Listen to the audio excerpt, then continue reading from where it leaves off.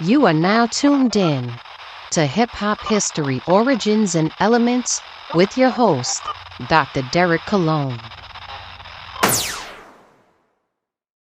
It's a funny thing looking back over jazz history some 7 or 8 decades, and various writers have applied cute little subdivisions of these eras, such as the Dixieland or the swing era, and going into the bebop, and I don't know what you would call this era. People say that bebop's never with. I don't think it ever has been, neither is Dixieland, but then the modern jazz trend.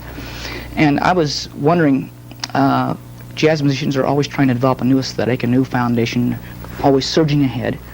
And do you have any opinions about where jazz is headed? Yes, all I can say is where it has been up to this point.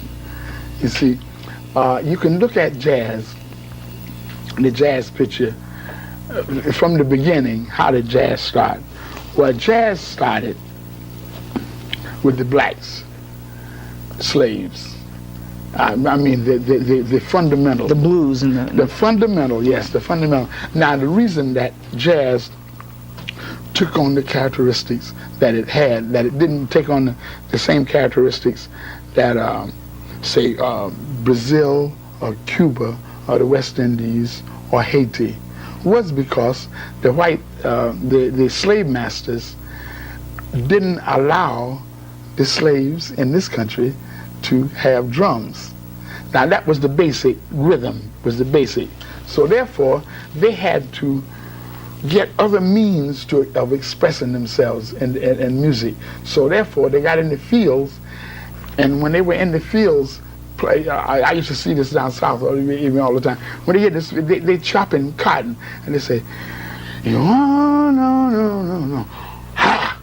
You know, and they go down and on the railroads and all this stuff, and then they used to go and listen to the symphony. They let them peep in and listen to this symphony.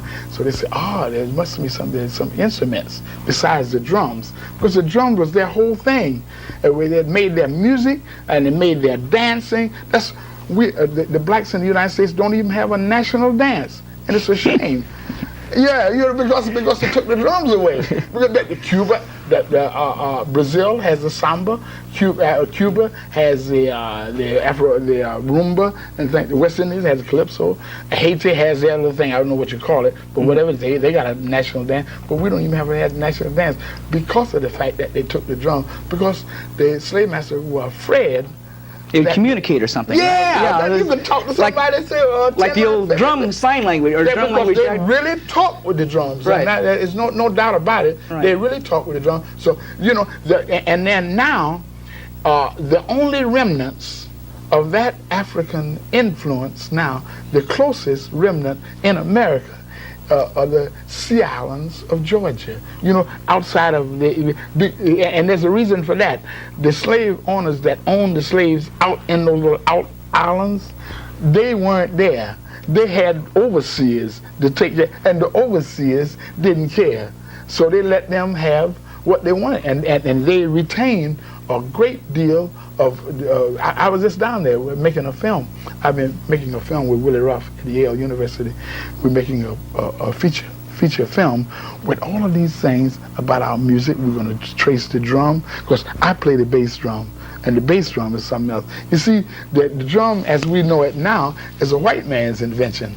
You see, we didn't, because we always played with our hands.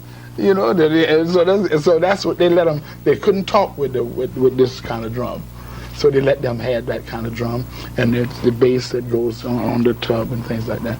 So it is very, very interesting when you know the history of how this music came about